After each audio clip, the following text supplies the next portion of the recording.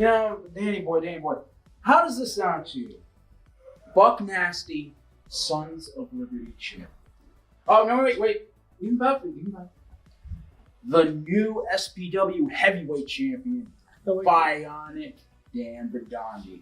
Sounds good. You know how we're going to do that, Danny? You know how we're going to do that? Marchiversary Gauntlet for the gold. Because you see, I've never had much luck in this match. I've kind of had a little bit of hatred for this match. Sorry. Now.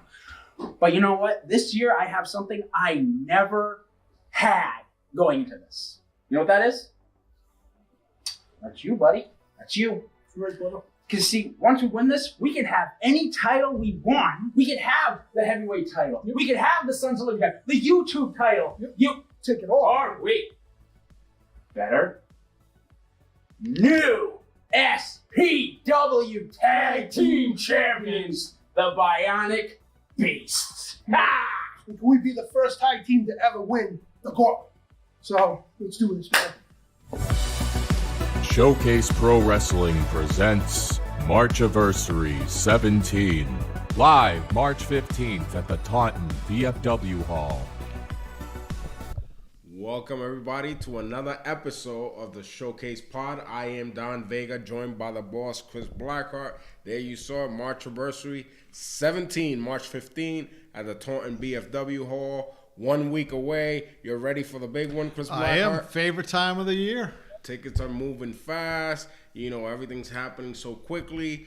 But like promised last week, we said we took a little hiatus to come back even bigger. Today we do actually providing just that, because joining us today in the Showcase Pod is the one and only John Cena Sr. Johnny Fabulous, welcome to the Showcase Pod.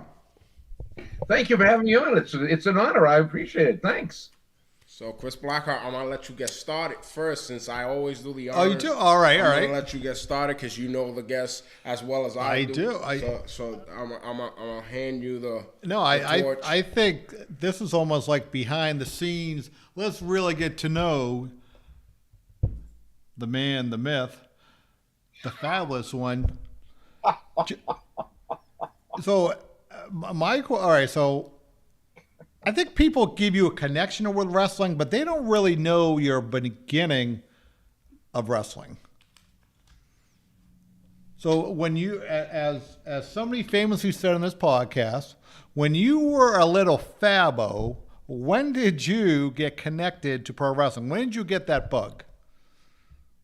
Oh, I probably got that bug when I was 12 years old. I started watching Gordon Soley on Saturday mornings, professional wrestling. And it just kind of stuck. Every Saturday I would be with my grandfather. Every Saturday I'd be allowed to watch wrestling until his favorite show came on, The Lone Stranger. And I had to cut it off. So I just kept following wrestling. I really wanted to get involved in pro wrestling. I even thought about going over to the Salem YMCA where the great late Walter Kowalski had his school. So it started at an early age, 12 years old. That's when I started getting involved in pro wrestling. So, John, you used to attend like local wrestling shows. When did you started attending like shows in person? I started really getting into, because I came up from a very poor family. And so it was very difficult to get to go anywhere. So I really started getting involved in the live end of it towards my late teens. I might say 17, 18. There were a few indie shows out there. Kowalski was running some stuff. So I would go watch those. And then when I started my stint in college, I worked for the Salem News as a writer and doing obituaries first thing in the morning. And Tony Romano then was the sports editor. And Tony would always say, I got these tickets for wrestling. I got to cover it. I don't have time for this. So I said, if you give me the tickets, I'll do it for you. Mm-hmm. So that's when I was allowed to go into the Boston Garden and really see professional wrestling. And I would take my late great uncle, John Cena, Dr. John Cena. I would take him into the Boston Garden and watch the legends, Bruno Sammartino, Ivan Koloff, Pedro Morales. The Wolfman.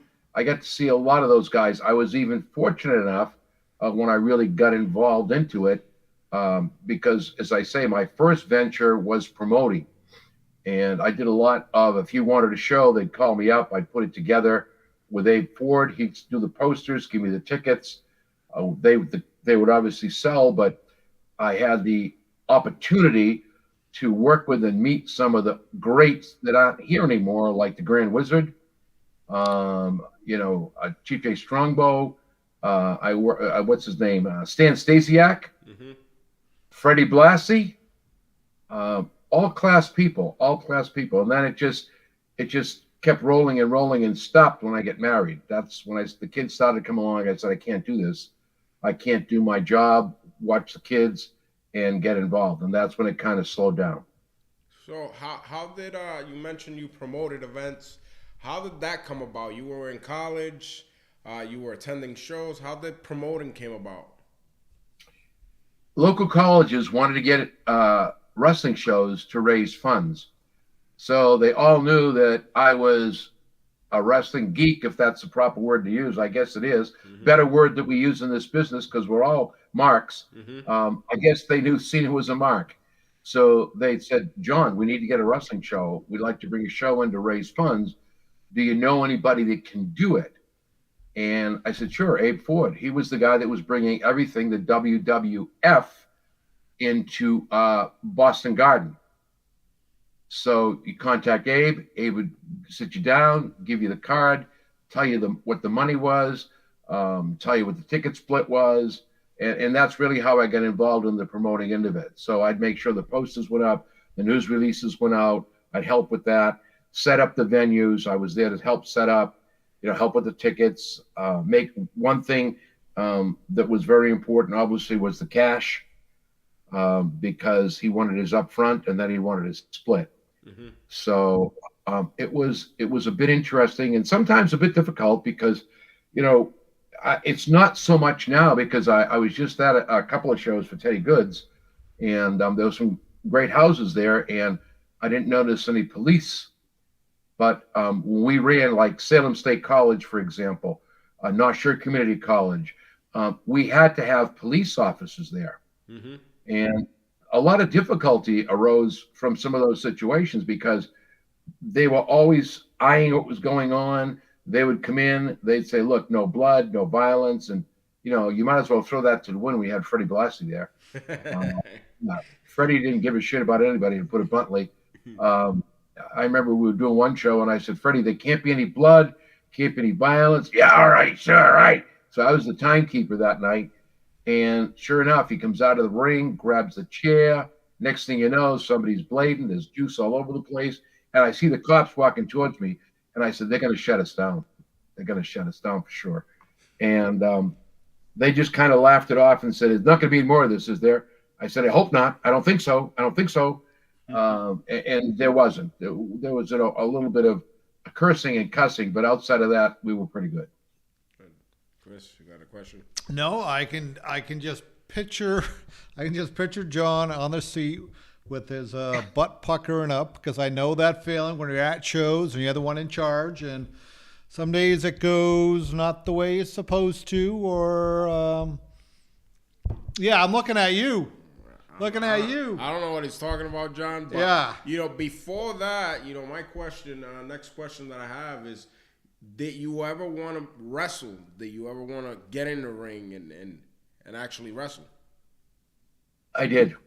And that's why I really contemplating going over to, at that time, Walter Kowalski, before he moved over to, I believe it was Melrose, he had his school at the Salem YMCA.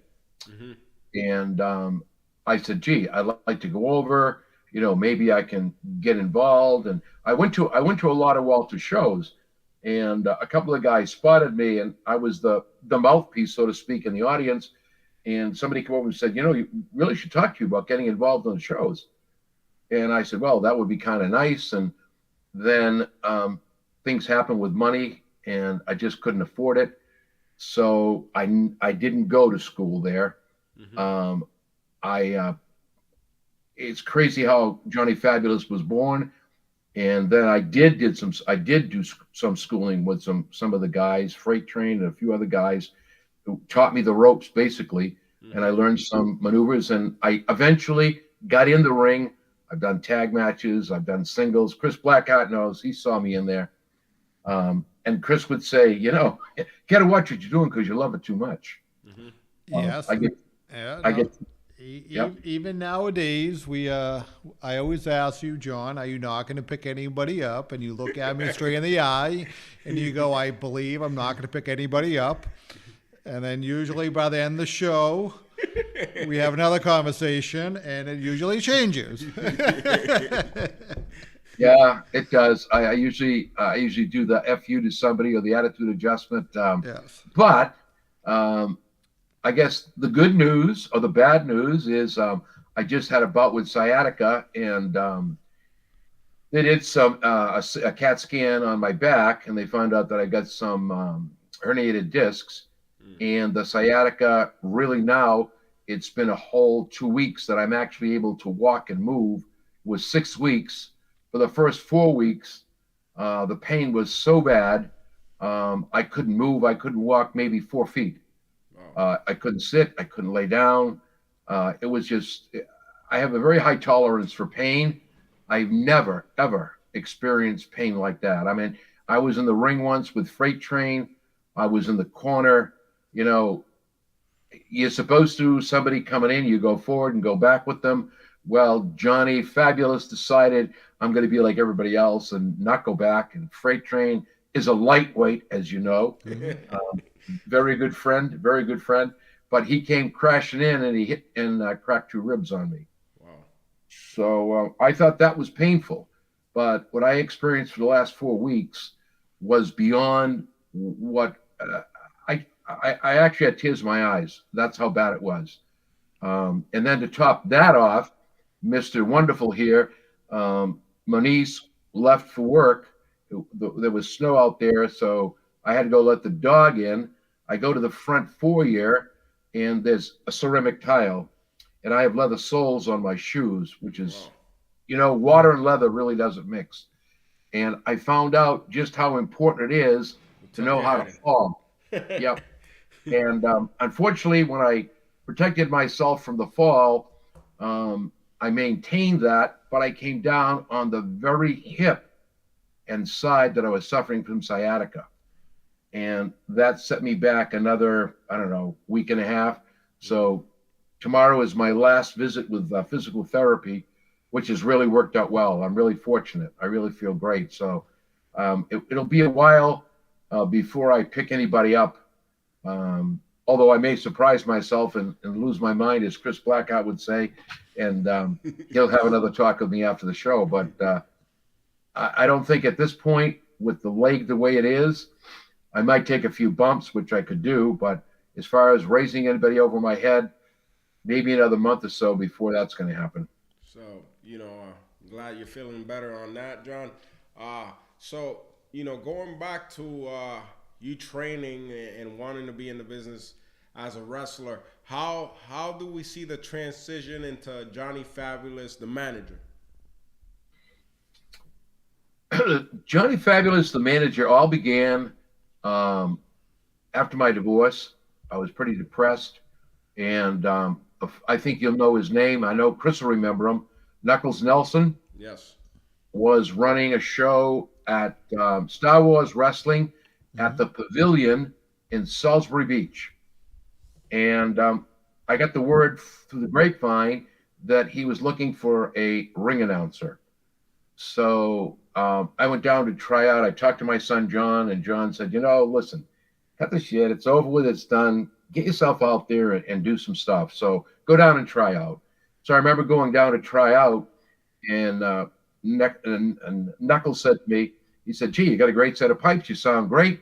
But I think I got somebody to do the announcing. And I said, it's not a problem, because at another promotion, I did a lot with Chaotic, and they were looking for somebody to help out on that end. So, excuse me, I said, I'll just do it. He said, no, don't go. He said, I need a heel manager.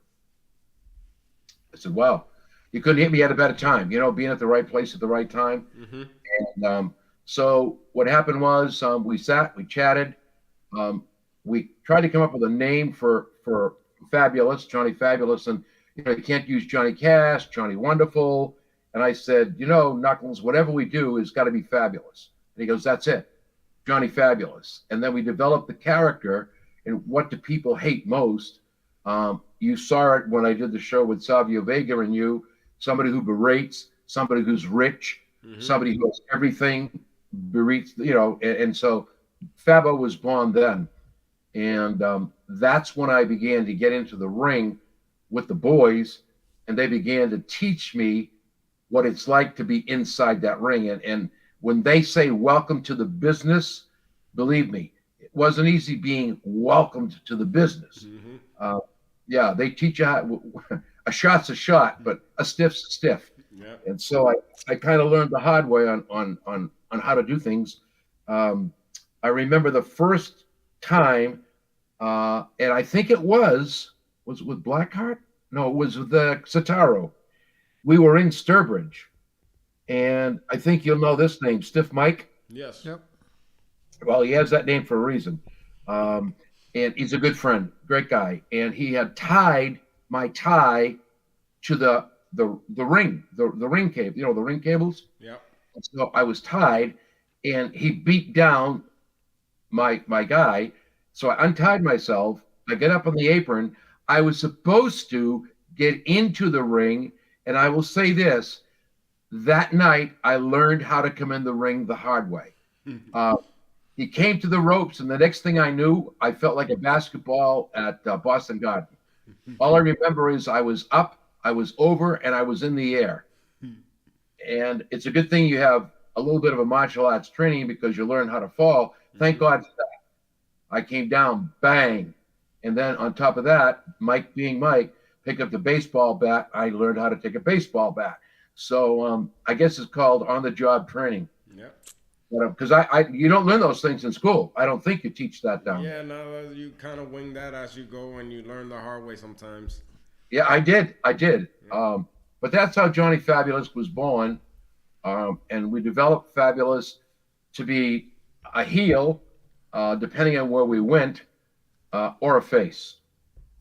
And so Fabo started his journey, and that's it. He's been out there for a while, and then Vince McMahon, of course, changed that persona. So you worked before we moved on to move on to that. You worked for a lot of the New England promotions. I know going way back, I remember seeing you at UCW and meeting you at Powerhouse and at, if I'm not mistaken, New World. Yep. We did a lot of stuff for. What are some of the people you remember in the area working with? Guys that are still around or maybe have moved on and worked other places. Johnny Nash, I don't know if you remember him. Yes. Yep. Yeah, I worked for his promotion. He had a good thing going for himself. I don't know what happened to that promotion. It was fun to work with him. He had a great promotion. It's like working for Showcase Pro Wrestling, a very professional, very well put together, cared about the workers, took care of everybody. Chaotic Wrestling was another one. Knuckles, he was a promoter, let's put it that way, but he was good at what he did. Mm-hmm. ECW was kind of fun. It's just that it's a hit or miss. You know how it is. Mm-hmm. What about Marathi? You worked for Dan Marathi for many, many years. Yep, that's Boston Wrestling. Dan had a partner, a silent partner. Dan was God rest his soul, was a very unique individual to work for. There's another fellow that if he had a grudge, like Jimmy Cornette, he would never let go. And I used to argue with him all the time. Take the high road, Dan. Take the high road, Dan. No, I'm not going to do that. I did a lot of podcasts with him. I did a lot of shows with him. I'll say it. I said it on one podcast. I'll say it again. I walked out on him several times. I don't tolerate very well making fun of people, belittling people, and finding that to be humorous. That's something I don't tolerate well at all. If somebody has a handicap, you don't do things to make it to be funny. I'll give you an example. We had a kid whose name I won't mention, was a special type person, and he wanted this kid to sing the Star Spangled Banner, which he did. He convinced this kid it's a great thing to do. It's probably the worst thing that you could ever have done to this young man, because he couldn't sing, number one, forgot some of the words. It was just a total downgrade, but he thought that was hilarious. And to me, that's something you don't do to people. If you have a gripe with somebody, my thing is, if you get something wrong with me, let you and I stand man to man, face to face. Let's get it off our chest, shake hands, and go have a coffee. It's over as far as I'm concerned. But no, he would. A perfect example that blew out of proportion, I'm sure you're all aware of that, was the Tony Atlas situation. On the podcast or on his live TV show that we used to do out of the TV studio. Yep. He was always saying, he's a thief, he stole money, he did this. I said, you can't say these things. You can't do these things. This is not the way you react to a situation. You don't bring private situations to the public. You just don't do this. Nope. And it was all foolish. The whole thing was all foolish. And, I don't know if you saw some of his podcasts, or his TV shows, but there was one where a professional wrestler who we all know, MJ, how about if I give you those initials? You know who that is? No. Yep. Was pretty well out of it. And I wasn't there for that show. I was supposed to be, but I wasn't, thank God. And he started making derogatory remarks about Linda McMahon, Vince McMahon. I mean, not Dan, the other individual. Yes. And he allowed that to be aired. And I was furious. I really was. I said, how can you allow that to happen? How can you take this gentleman who was basically incapacitated, if that's a good word to use, who I'm sure after he saw what he did and said would be remorseful of what he did and said. That was wrong.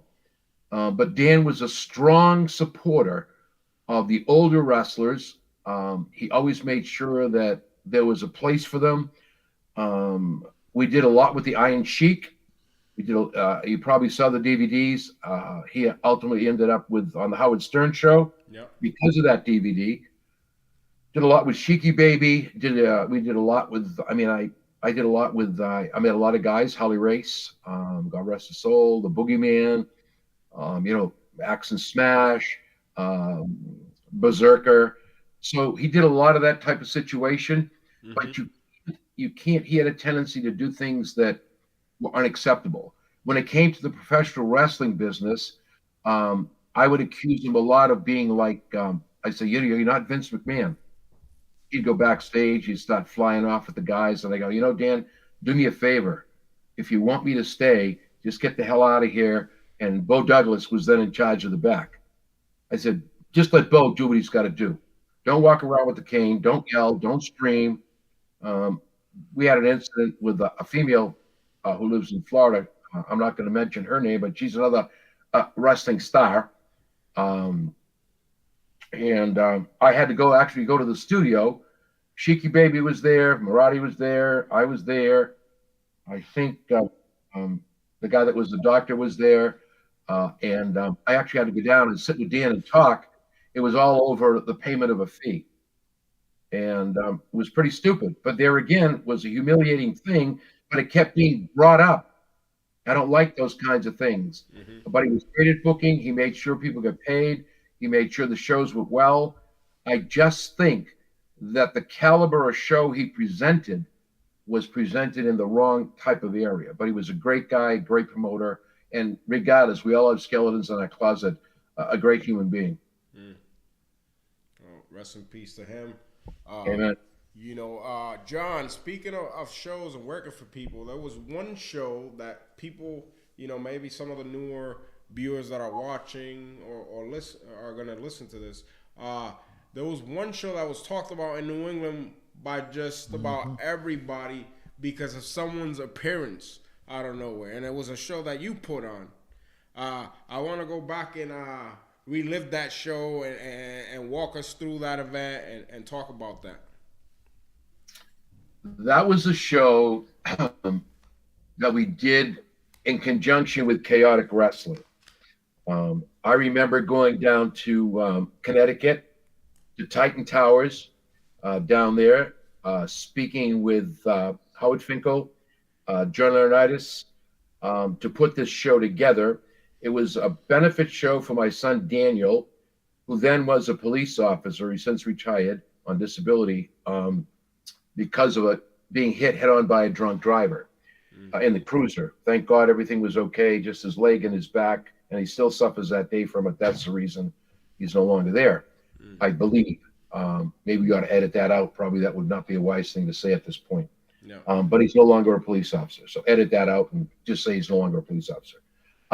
So I decided it would be great, and I talked to my son Dan if we could put together a benefit show for the situation where we raise funds. It'll be used for anything to do with drunk driving, Mothers Against Drunk Driving, breathalyzers to the state police, the local police departments. And so I went to Connecticut along with Jamie J. Mikowski. We got that all put together. I received a personal phone call from the individual you're speaking about, Vincent Kennedy McMahon. And he said to me, be sure you put me on the poster because I'm going to be there. And everybody said, no, he's not going to show. Don't put him on the poster. That's Vince being Vince. And lo and behold, we sold that show out. I think we sold 1,500 tickets. And we sold that show out. And the end match was Brian Malonis against, I think it was Rick Fuller. Yeah, it was Rick Fuller. And so I was in the ring with Sherry. The gimmick was I was to give her a kiss, and then they were going to throw me out of the ring. So they did. They threw me out of the ring. I'm down on the floor, and I see this person run by me, and guess who's in the ring?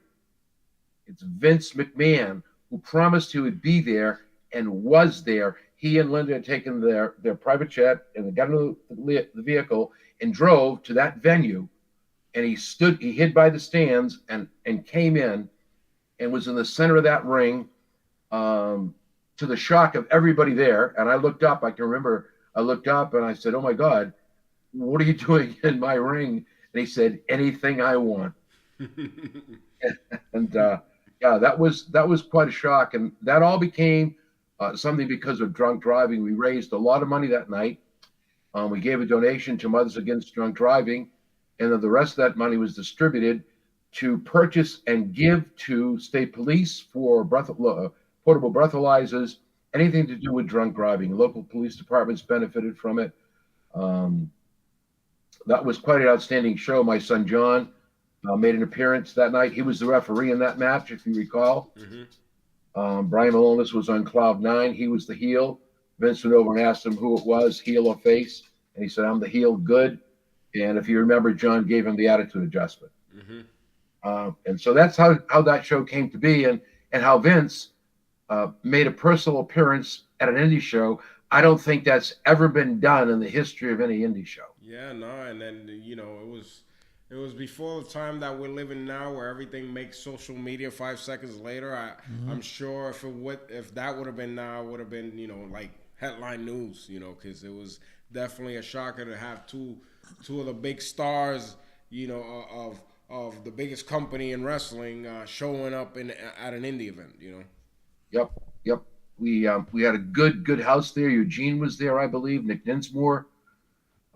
We had Rick Fuller. We had Scott Ashworth was going to do Doink, but there was some concern over that because Matt Bourne was very protective of that character. And Matt wasn't. At that time I hadn't known Matt, or Matt would have been there to do Doink. WWE asked me if I wanted Matt Bourne. Yeah. They're the ones that took care of all the talent for that night. 2 WWE guys were there helping us with the show because, as you know, John did autographs before the show, and so they're very protective of how that goes about. It was just it's a once in a lifetime thing. I got to say it. It's just a once in a lifetime thing. Yeah, definitely a great event, and like I said, it would have definitely made some big news if that was done today. I would agree with that 100%. I would agree with that. Nobody expected him, and I'll be honest. Even my son John said to me, "Dad, he's not going to show. Vince is a very, very busy man, and he is. He is a very busy man. He's a great human being. Regardless of what people want to say, before you throw stones, look in the mirror, and you can still like somebody even if they screw up. Yeah, we're all humans. We're all screwed up, and you got to walk around somebody's shoes before you go stoning them to death. Amen. And so, like I say, it was an honor. It really was an honor. And of course, Jamie Jamakowski, he was like, "Wow, I got Vince McMahon in my ring." I said, "Okay, I guess." Yeah, take all the credit, Jamie. I guess that was another story for another time. Oh well, we have plenty of time, John. If you like to set any record straight or make a new one, feel free to put it out there. Well, sometimes what my father, God rest his soul, used to say, if you can't say something nice, don't say anything at all. Well, see, we have another say on the podcast. It's like, we just let the stuff come out, John. We have no filters. We set the truth. We make the truth. And we get people fired up here. So speaking of that, getting people fired up, John, you were a part of how wrestling was back then when you were coming in and you promoted shows. Obviously, you've managed, you've gotten in the ring your fair share of times, and you still doing it. You still see a lot of the new talent that is moving around New England and other areas. What is the big differences that you see wrong in the business that is down in the independents at certain points because of the way the talent works their matches and don't connect with crowds? I mean, do you see a big difference between both eras? I do. Back in the day when I was still involved, then there was respect. There was kayfabe. It wasn't about getting your shine. It was about putting the person over. Whoever it was you were wrestling, whoever it was you were going against. The young men and women today, they seem to have lost respect for what this is really all about. I get very irritated when I did a couple of shows in Maine, and I was very irritated at one match I was involved in. I said, "How long has this kid been wrestling?" He's just been in school 4 months, and they're putting his kid in the ring. And I said, "Look, I'm supposed to take a bump with this kid. I'm not doing it." Why? I said, "He doesn't even know what he's doing." He really didn't, and you could see it when he went through the match. The inexperienced individuals that are being let loose into the ring are detrimental to this business. I think what's happening is some of the schools are just grinding out numbers, and the reward is you wrestle for me for free, and they really don't care about the outcome. I think what I'm seeing too is that the young people today only care about their high spots. I did a show where I was managing. He's now with NXT, Dijak. I was managing Dijak, and that was with APW, Joe Mosley. What is his name? Markley. Yeah. So we managed that kid. We had built him up. I worked with him to be the giant, the guy to fear in professional wrestling. He had a match with Cam Zagami. You know Cam Zagami? Yes. Nice young man, but this will give you an example. So the deal was supposed to be a 2-minute squash. That was it. He comes out, does his little thing, gives Dijak a couple. Dijak just picks him up, beats him up, throws him on the bang, 1, 2, 3. That match went over 7 minutes. And he took Dijak off his feet. And so I go back and I go, what the hell was that all about? And the answer from Zagami was, I had to get in my spots. That's not what this was about. And I looked at Dijak and I said, do you realize what you've just done? I've worked, and Joe and I and everybody involved, everybody around you who's taken the bumps has worked hard to prove that you're a terror. And now you just become a pussy, to put it bluntly. Yeah. And so that's what I see today. No respect. The kayfabe is completely gone. I kind of go a little berserk when they have intermission, and the heels are out with the faces. Oh yeah. Selling autographs, selling gimmicks. It just doesn't make any sense to me. The lack of respect. Most of them don't know how to do a promo. They think they do, but they don't. It's a whole different ball game when back when, as you say, back in the day, people cared about that. They were concerned. They cared about the people. You know, I don't think that anybody really understands, and you all do, and Chris does, and Don Badani, that when you're in that ring, your life is in the hands of that person you're working with. You put your life in their hands. People don't seem to get that. And today there's a total disregard for that. It's all about, you know, I'm taking care of me. I got to get my shots in. I've got to do my thing. They do high risk maneuvers that are not necessary, which, you know, you'll get the same reaction from the crowd. They don't know how to read the crowd. I'm going to use one of Steve's shows for his wrestling company. It was a tag match. It was supposed to go 8 to 10 minutes. That went close to 18 minutes. Wow. Because they thought it was great, the two guys out there, and we're back there going, they're losing the crowd. They're losing the crowd. Not only have you lost the crowd, but now you failed to respect everybody else in this locker room, because now we've got to go out there and try to rebuild it, and you just did every move in the book. So that's what I see. From when I was being in it now and being in it then, there's a tremendous difference. Young people today don't sell. I work with you. I work with Chris. I work with Don. You know, the most important part of that match is being able to make it believable, to sell. Because you're telling a story. They don't seem to understand that. They think they go in the back, they do the beginning, they fill that whole thing in back there, and then they get pissed off when they get in the back because I screwed up I screwed up a move and didn't make them look good. You know, I mean, you got to understand something. Walter Kowalski, God rest his soul, used to say, you know the open, you know the finish, fill it in the ring. And you can't make these young people understand that, yeah, you don't need to go through all this crap in the back. It looks so much better when it's done in the ring, because then nobody, if you screw up, who knows? Only the two guys in the ring. And the crowd will not even know that, but they're so intent on doing what they have to do. I think there's a lack of teaching in the schools. There's a lack of respect for some of these people in this business today, and they all think they're going to make it to the top. And it's a big difference. Back then, everyone was just, I say to everybody there, and I think you've heard me say it to people before, look, if you can't have fun doing this, don't go out there and do it. Yeah. It's all about having fun, and they don't look at it that way. They really don't.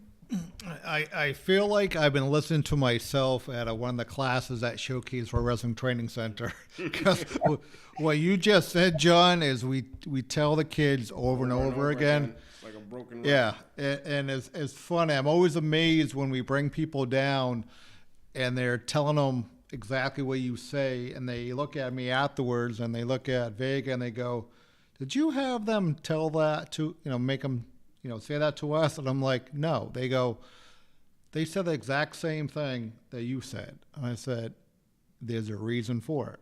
Yeah. So I got a question for you, John. Going on training schools, right? Mm-hmm. I don't think I ever asked you this, right? So my impression is everybody knows you're related to someone in this business. Mm-hmm. All right. How did that conversation go when your son said, "Hey, Dad, I think I want to either be a pro wrestler or I think I want to go to a wrestling school"? How did that go? Well, I guess I'm going to put it to you this way. One, he never was going to be a professional wrestler. What happened with John was, if you listen to him talk, I guess he said he had enough of the old man, and he decided he was going to go make his mark in California as a bodybuilder.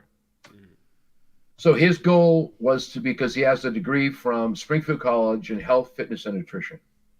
And he decided California was the place to be because that's where the bodybuilders were and all this good stuff. And I remember asking him, "You got a place to live?" "Yep." "You got getting paid?" "Yep." "Everything is good?" "Yep." I took him to Logan Airport, and I don't know if he still has it. I gave him a silver dollar. And he said, "What's this for?" I said, "Because you're never going to make it. You need it to get back." And so he goes, and then I begin to find out that he's working 80 hours a week at Gold's Gym, showering, eating power bars, sleeping in his car, and that's what he's doing to get involved. And then two guys from UPW, and you know who those two guys are, Smelly and his brother. One of the boys has passed away, as you know. Yep. Said, "Gee, have you ever thought about becoming a professional wrestler?" If you listen to John, and he said it on one of the podcasts, I think that was just done, one of the best ones I've seen he's done so far. Not that they're all not good. This was outstanding. I think it was with Logan Paul. Yeah, that's the one. He went to Puerto Rico to see Logan Paul, right? Yep. Yep. And he basically said it all. He said, "I was going to go in the Marines. I wasn't sure what I was going to do. Had no direction in my life, but I was willing to try anything and do anything. And I couldn't do pro football, so I went out to California. And they convinced him to go to the school. Just go down and look at the school."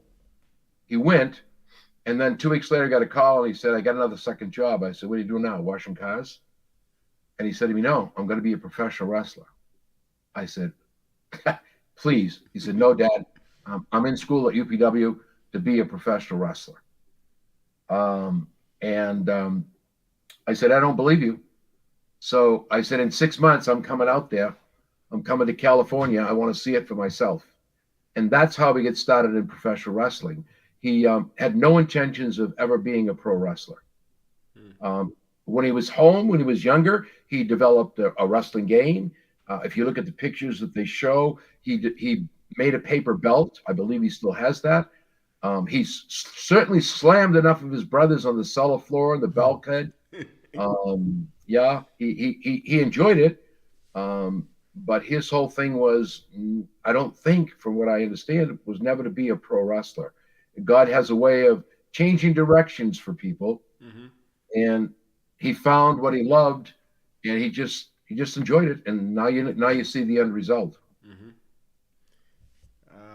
Have a question from, let's see, I'm looking at the comments here.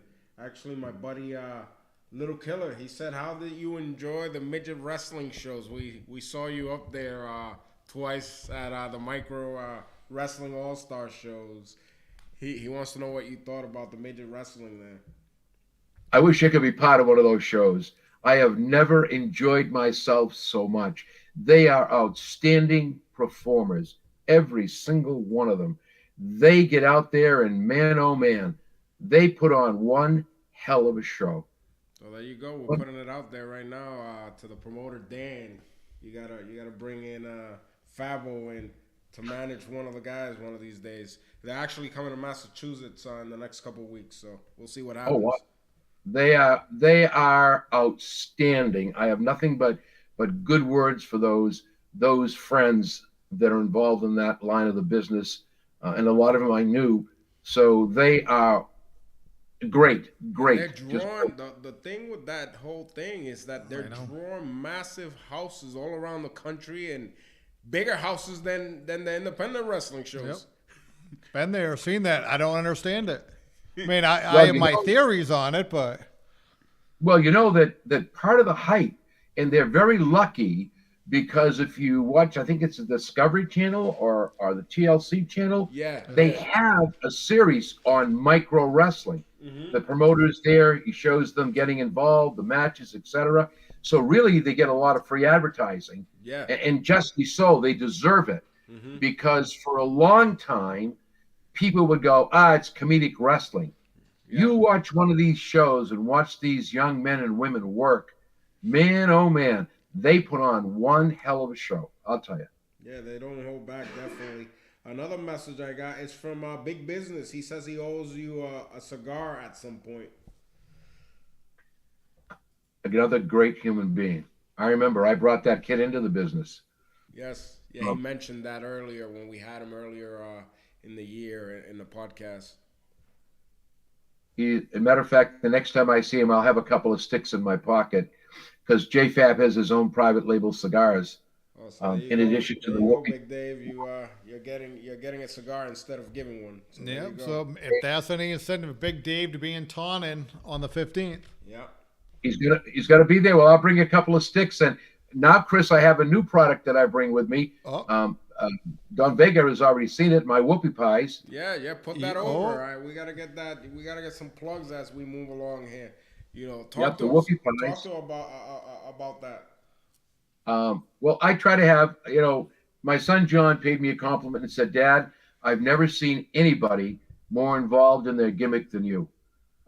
You get the bills, you get the soda, which I don't do anymore. I have my own candy bars, thanks to Scotty from Teddy Goods. He had some candy bars made for me. I have now whoopie pies that are baked for me by Would You Want Another? And those whoopie pies, I just did a show for Teddy on March 2nd and 3rd. I brought 40 whoopie pies to the show on March 2nd, knowing that I'll sell 20 and I'll have 20 for the 3rd. They were sold out.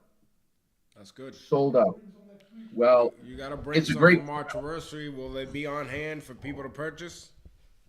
When I come to the show on the 15th, I'm going to see if I can't bring 20 with me. Yep. Well, I think Dan Badandi wants 20 just for himself. We got some real good flavors. I just got 2 new flavors he just made. One is caramel apple. The other one is a chocolate whoopie pie with caramel actually in it. He made for me a special Zen whoopie pie, which is a half black and a half white, which is really good. Bananarama. I have an apple cider. I have, what else did I bring down that went over huge? Oh, maple bacon.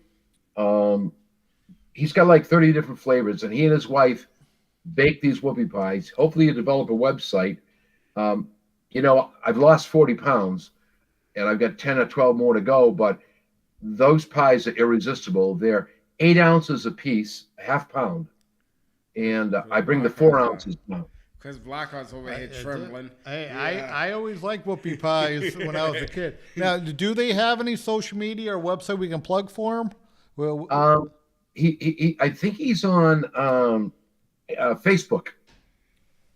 Would you want another whoopie pie? Facebook. I just did, as you know, one of the other things I do besides wrestling is and marrying people as a JP. I do Santa Claus, and last year I do Santa Claus for the Hammond Castle. We have one night for the underprivileged, and he donated 100 4-ounce whoopie pies. The guy has got a big heart. He's just Brian is a tremendous human being, and his wife, tremendous couple, hardworking. The product is excellent. It's growing by leaps and bounds. I guess now he even ships. He shipped to a couple of countries. He's got some stuff up in Canada. If he gets a website, I'm not sure he'll be able to handle the business. But when I come down there to your show on the 15th, I'll buy 22 whoopie pies, and I'll make sure Chris Blackheart. Which one do you want, Chris? Whichever you want. I mean, I they have all sound good. Yeah, whichever. Well, I got a carrot cake. I have carrot cake. We have a PB&J that he put together for me.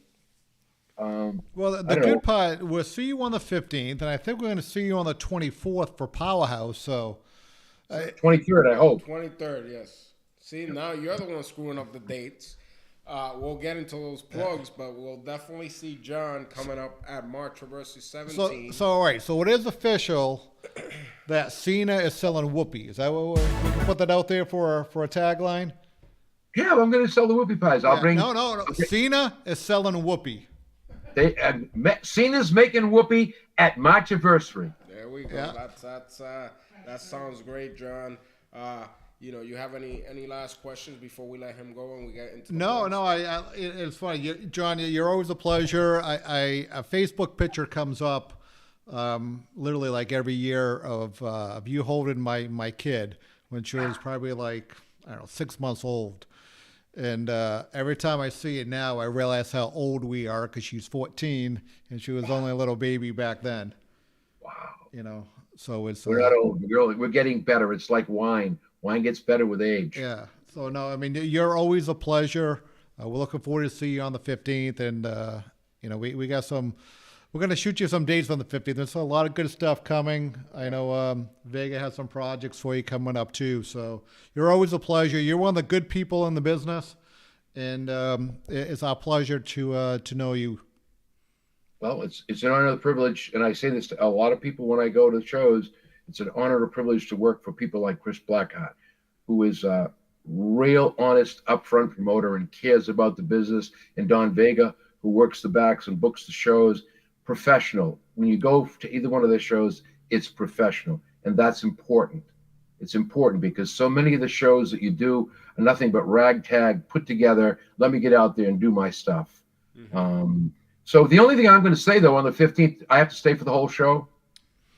All right, so John, I know I mentioned so before. Do you want to be in the first half or do you want to be in the second half? So if you're in the first half, we're starting at 7:47, right? So you can leave probably by 8:30. If you want to do the second half, get there at 9, right? And then you'll be out by 10:30. Which one do you like? Well, basically, what restaurant are you going to? Are you going to the whole Kowloons after that? So we'll have to have you on the first. I was just there. Did you go to the Mark Henry show? Was that? Yes, I am. You going over? When is it? Is it in a couple weeks or? Nope. It's March 12th. March 12th. Yeah, I'm thinking of heading out there. I'm thinking of checking it out. Yeah, it should be. I don't know how the tickets are going, but Mark is a remarkable human being. I remember the first time I met Mark Henry, John was getting set to do a match with Ric Flair and his son at Six Flags. And I remember walking from the parking because John was part of the ring crew. That's another thing that these young men and women don't get. I don't know how you guys started, but when I got in there, I had to set up the ring. I was part of the ring crew. I did the cheers. We all worked together. Now it's like, no, I'm a wrestler. Don't give me a wrench. I can't put the canvas down, It's all changed, but I remember we're walking to the parking lot, and this huge individual was standing there, and John said, I want you to meet somebody. This is Mark Henry. And he goes, this your daddy? He said, yes. And I remember there was a Volkswagen. He just picked it up, right, the front bumper. And he said, if you don't treat that man with respect, you're going to be just like this car. Boom, he dropped it. And I go, hoo, that's it. And he is nothing but accolades for Mark Henry. I hope the folks will go out there and catch his show. He has got some great stories. He's doing some stand-up comedy. It'll be the first time I've seen him do that. I saw him, as you know, I do Mark Cardona's show. Hopefully he'll ask me again this year to do it for him. But Mark was there. Great guy. Great guy. John, we're going to look up... we'll put it up on the screen there. That's March 12th at the Kowloon's. Kowloon Restaurant, Saugus, Massachusetts. Great people. A shout out to the Kowloon. Thank you for everything you do for me and my family. The Wong family is superb. The restaurant, by the way, you got to get out there quick because things might change before you know it. They're going to be going from a larger restaurant to a smaller restaurant. So if you want to enjoy the ambiance of the older restaurant, I suggest you get out there and get there quick because who knows when. The Kowloon's, I haven't been there. I don't know when. It's probably been a good decade or so. I was actually out there 2 weeks ago after the RCW show. I went up to Kowloon's. But yeah, go check that out. March 12th, Mark Henry comedy show at the Kowloon's. Yep. Great time, great food. Great human being. Yep. Yes. John, it's been a pleasure like always. Thank you. Thank you for being on. And we will definitely catch you. We'll catch the whoopie pies and all that good stuff. March 15 at Marchversary. I'll be there. Remember, happy anniversary. No, Marchversary. Be there. I will. All right, John. Have a good night, man. Thank you. All right. Thank you, man. God bless. Take care, guys. Thanks. Thank you. Yep. Bye-bye.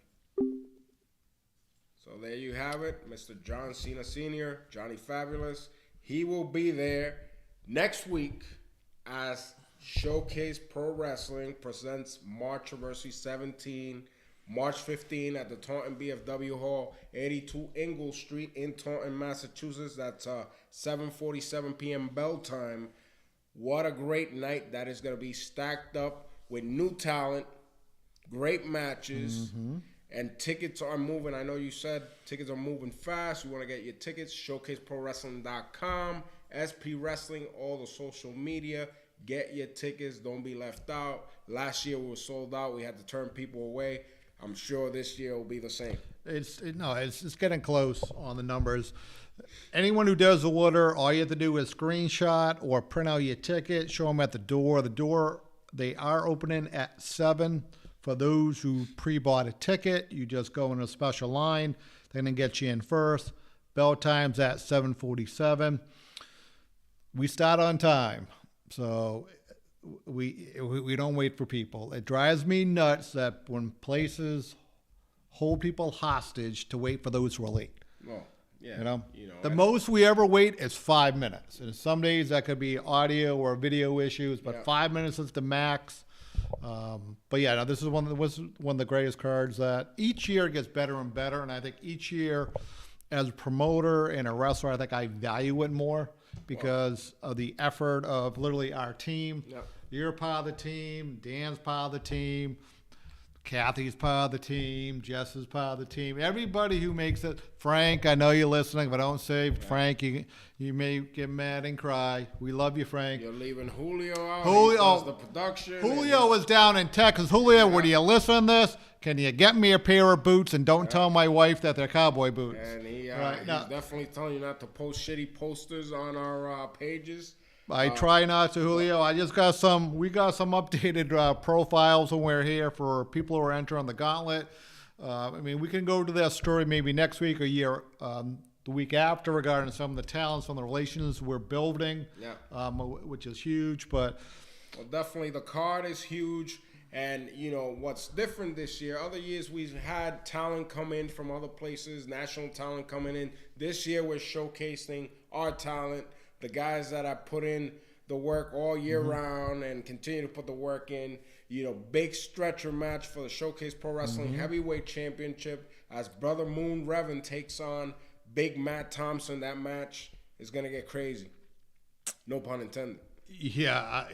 Put it this way, someone's going home in the stretcher, on the stretcher, underneath the stretcher. Well, hopefully it's not you tied up to the stretcher.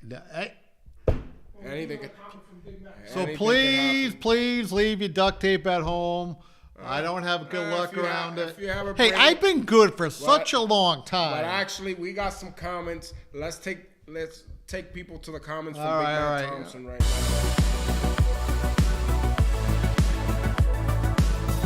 So with Marchversary just around the corner, as always, I've been hard at work getting ready for it, especially with title implications on the line.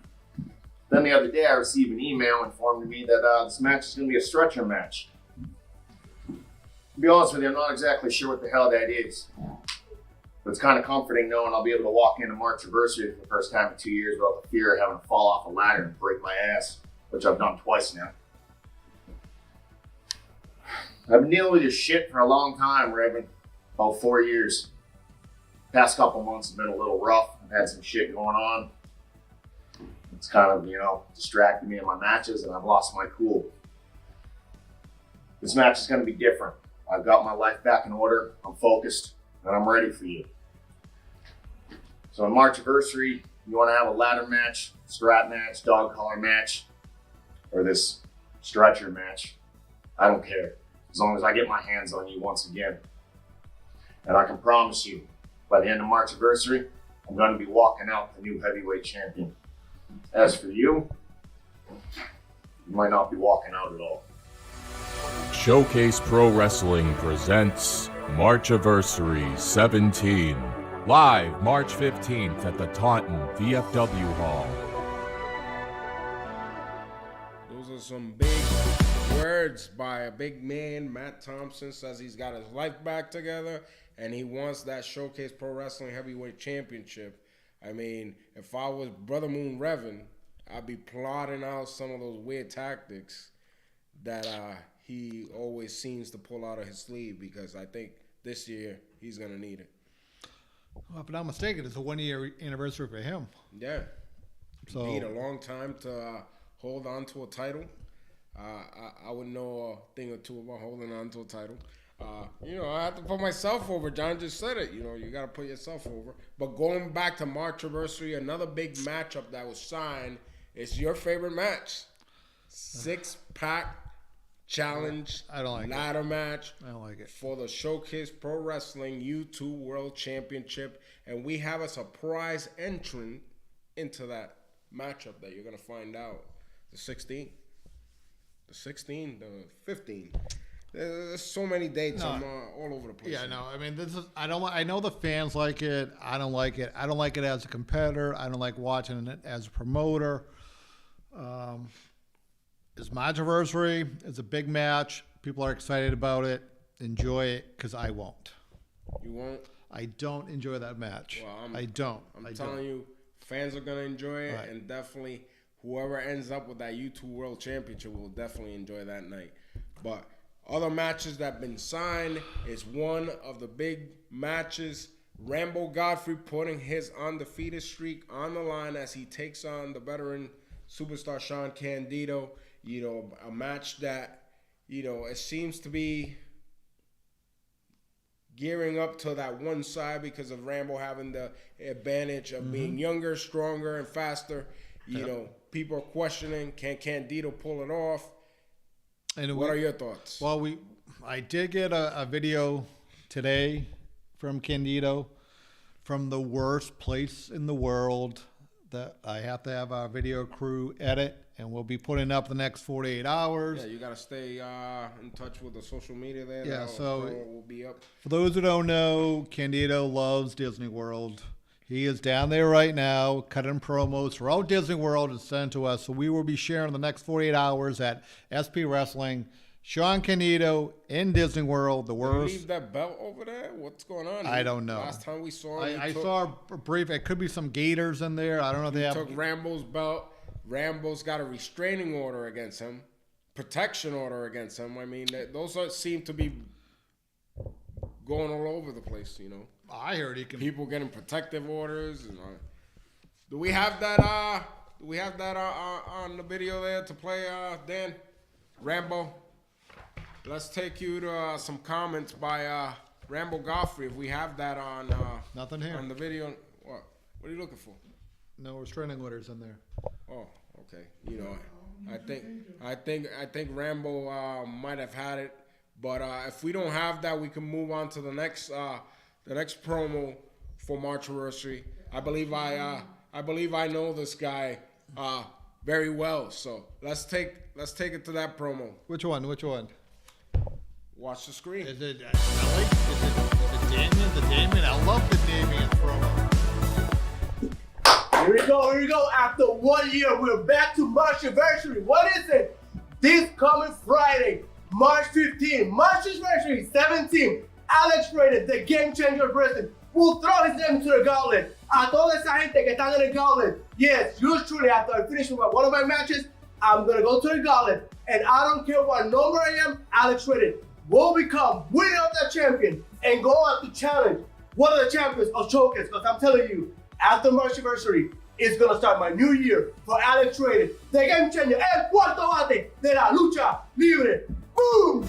Showcase Pro Wrestling presents Marchiversary 17, live March 15th at the Taunton VFW Hall. Alex is excited. Everybody's excited. I haven't been on social media voicing my opinion. We do have an open challenge for the SPW Tag Team Championship. I will also be in the gauntlet, but I'm very concerned to see who these people are that are challenging us. Well, for the it's titles. ironic because you had 2/3 of the championship committee on the podcast live, and you've got to ask a question. You could have asked. I'm Mr. just Cena. curious at this point. All right. I'll wait till next Friday, and we will find out who walks out tag team champions. We got another promo. Let's roll it. Hey everybody. It's the Damien, and I found a new friend. It's Littlefoot. I found him just on the floor by himself. He was alone. Yeah, he looked like he needed somebody. I could be that somebody. I don't know how long he's been wandering this planet. Could have been millions of years. He is a dinosaur. You know what? I was wondering, how did he get so small? He can't answer my questions because he's just a dinosaur. But I ponder. I was wondering, you ever watch Honey, I Shrunk the Kids with Rick Moranis? All the pieces were coming together in my head. Everybody knows that BC stands for before Christ, but my theory for AD means after dinosaurs. I think that the government is hiding something from us. I think Honey, I Shrunk the Kids was onto something. Do you see Rick Moranis in movies anymore? I don't.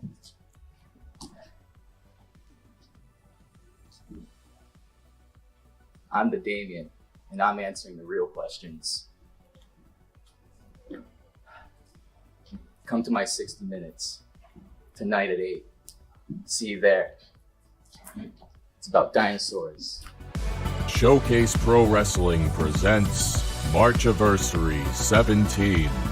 Well, that guy is on some weird shit. Yeah, I can't. I don't know. He's like the human TikTok reel. He's got a thing for Rick Moranis.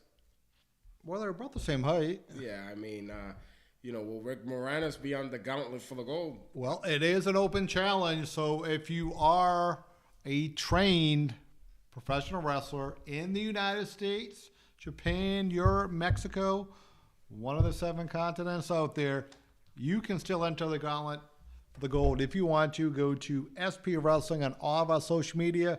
Send us some footage. Yeah. Speaking of being in the gauntlet, are you entering the gauntlet? You've been very quiet. I know. I'm debating it. I mean, see, people don't realize when we put on shows, especially on Marchiversary, there's a lot that goes together. Yes. And that's typically the main concern. So we'll find out. We'll find out. It's 50-50. It's 50-50. We'll find out what's going to happen. The only way you're going to find out is by going to showcaseprowrestling.com, getting your tickets now. Marchiversary 17, March 15 at the Taunton BFW Hall, 82 Ingalls Street in Taunton, Mass. 7:47 p.m. bell time. That's a Friday night. Next Friday night. You want to get your tickets. Don't get left out. It's going to be a great event. 17 years, Chris Blackheart. Yes. It's a very long time. It is. So, you know, I know you're excited. Everybody's excited. We're looking forward to that. Moving on from that, getting into our other plugs. March 23rd, our friends over at Powerhouse Wrestling return over to the Leominster Elks Lodge in Leominster, Massachusetts. That Saturday night, 7:30 p.m. bell time at the Leominster Elks Lodge. On that card, you will get to see the real one, Enzo Amore. He will be in action. I'll be taking on this individual by the name of Mr. Kennedy, Ken Anderson, in a street fight for whatever reason. I gotta ask John. I completely forgot about all this stuff, you know, but I'll catch up with John at Marchiversary. But go to Powerhouse Wrestling NE at social media to get your tickets for Saturday night, March 23rd in Leominster. Powerhouse Wrestling, Mr. Kennedy, Ken Anderson, Enzo Amore, and a whole host of others. Don't miss out on that big card there. Marchiversary, 15th of March, 17th anniversary, and the following week, Powerhouse Wrestling in Leominster. Not a bad job. It is. The next 7 days is going to be big for Showcase Pro Wrestling. It's actually, you know, it's going into, you know, big season 2, going into WrestleMania. So if you ever thought of being a pro wrestler, go to showcaseprowrestling.com, send us a message, or just show up Monday, Tuesday, or Wednesday nights from 6:30 to 9:30. Start your dream now. Get off the couch. Go through your door. Go into ours. Start the dream, because there's nothing like it. And if you're watching, I'm sure we got a lot of people. I'm certainly sure we got a lot of people that watch that are in high school, college. They're athletes. You know, they have a passion for wrestling. They've been wondering, how do I get into pro wrestling? You watch it on TV. You're curious about it. That's for you. That's your calling. 126 Main Street in Woonsocket, the Showcase Pro Wrestling Training Center. Like he said, Monday, Tuesdays, and Wednesdays with Coach Candone. Mondays and Tuesdays with Blackheart and myself. And who knows who pops in and out. You just never know. You don't. So go check that out. Like always, follow us at all social media platforms at SP Wrestling. Don't forget to like and subscribe the Showcase Pod and the YouTube page. I mean, right now we're at 943. 9:43. That's a slow build. Come on, people. You know, let's get it. Let's get there before next Friday night. Let's get there by Thursday when we come back on the air. That'd be good. Let's put that out there. That'll be a big celebration leading to the 17 years of Showcase Pro Wrestling. But I think that's all for tonight. That's it. Let's wrap it. We'll be back here next week, the night before the Vega event in Taunton. Marchiversary 17. Get your tickets now. But for tonight, I am Don Vega. This is the Boss Quiz Blackheart. We'll catch you next week in the Showcase Pod.